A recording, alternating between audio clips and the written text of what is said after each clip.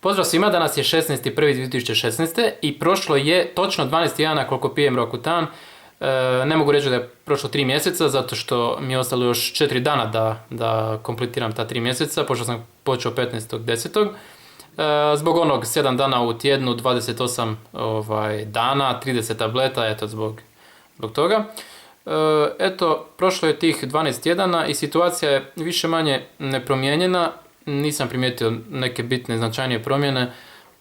Lijeva strana lica je uobičajeno sa par oštećenja i par ovih malo većih akni. Ova i recimo ova. I ovih par manjih.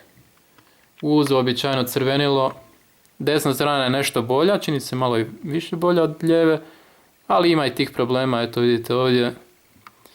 Nos je crvenkast i brada isto tako. Ali nema onih crnih akni i bijelih akni, što je dobro. Nema ih uopće. Čelo je ok. Ne znam da li se dobro vidi jer malo je oblačno danas ovdje u Rijeci. Kiša pada, evo moram ići na faks za nekih sat i pol. Eto, to bi bilo to što se tiče situacije trenutačne. Moram priznati da sam očekivao bolje rezultate. Na početku kad sam uzeo Roacutan mislio sam već nakon 3 mjeseca će biti puno bolje. Možda čak i bolje nešto je, ali se nadam da će biti pravi rezultati u tjednima i danima koji dolaze, možda čak i za mjesec, dva.